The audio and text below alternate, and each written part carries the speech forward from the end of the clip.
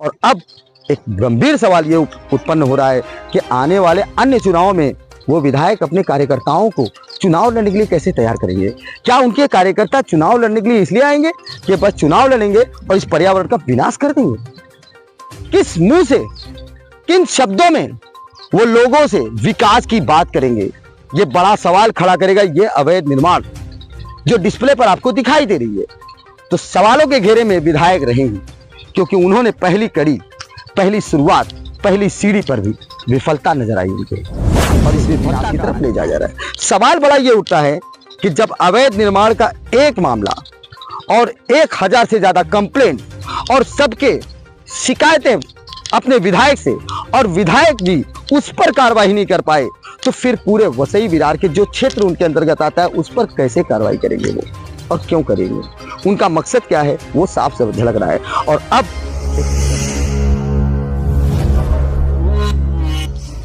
नमस्कार दोस्तों, आप देख रहे हैं इंकलाब न्यूज़ लाइव। मैं फारूक शाह। सिटी सर्वे की रिपोर्ट में हमेशा जमीनी सतह की खबरें लाता हूं और लाता रहूंगा।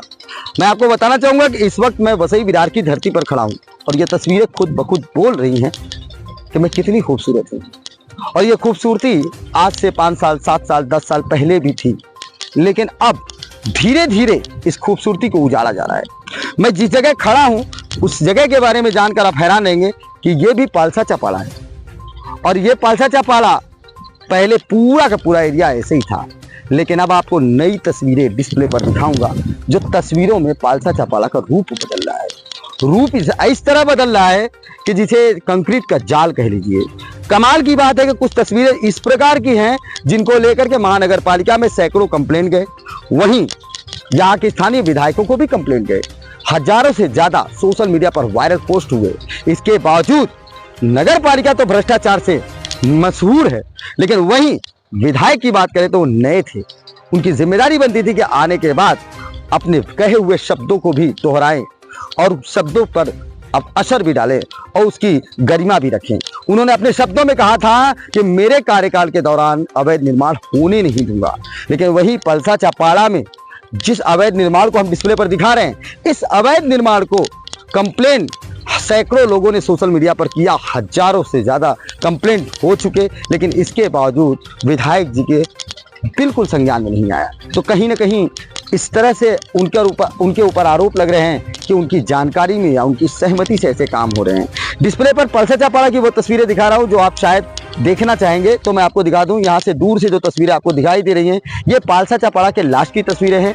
और देखिए कितने इंडस्ट्रियल फैक्ट्रियाँ वहाँ पर बनते जा रही हैं, गाले हमेशा निर्माण हो रहे हैं और इस पर कोई कार्रवाई नहीं हो रही है। और वहीं मैं तस्वीरों का एंगल चेंज कर रहा हूं, तो आप ये तस्वीरें देख लीजिए, ये हरियाली देख लीजिए, ये पहाड़ देख लीजिए, ये पेड़ पौधे देख लीजिए, ये पर्यावरण देख लीजिए जहां पर एकदम शुद्ध प्राकृतिक हवा है, लेकिन इसे भी विनाश की तरफ ले जाया जा रहा है। सवाल बड़ा ये उठता है कि जब अवैध निर्माण का एक मामला और 1000 से ज्यादा कंप्लेंट और सबके शिकायतें अपने विधायक से और विधायक भी उस पर कार्रवाई नहीं कर पाए, तो फिर पूरे वसई विरार के जो क्षेत्र उनके अंतर्गत आता है उस पर कैसे कार्रवाई करेंगे वो और क्यों करेंगे?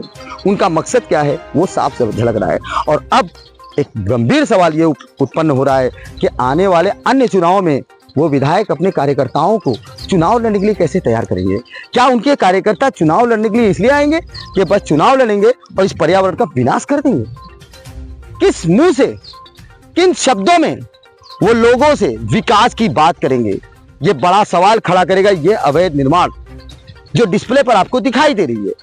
तो सवालों के घेरे में विधायक रहेंगे क्योंकि उन्होंने पहली कड़ी, पहली शुरुआत, पहली सीढ़ी पर भी विफलता नजर आई उनके और इस विफलता का अंजाम शायद आने वाले भविष्य में पार्टी के छोटे पदाधिकारियों को भी भुगतना पड़ेगा। हमारा मकसद ये नहीं है कि हम लोगों को ये बात बताएं कि भ्रष्टाचार कहां तक है। इसका मकसद एक और है कि अवेयरनेस आपके लिए बहुत जरूरी है। ये पर्यावरण आपके बच्चों के लिए जरूरी है, आपके परिवार के लिए जरूरी है और आने वाले भारत के भविष्य के लिए जरूरी है। लेकिन जब इस भविष्य के साथ खिलवाड़ एक जिम्मेदार आदमी कर रहा है तो वो आईना दिखाना भी बेहद जरूरी हो जाता है। हम इसी प्रकार से बेबाक खबरें लाते हैं और लाते रहेंगे। हमारे चैनल को सब्सक्राइब करिए, लाइक करिए, शेयर करिए। जय हिंद, जय माता।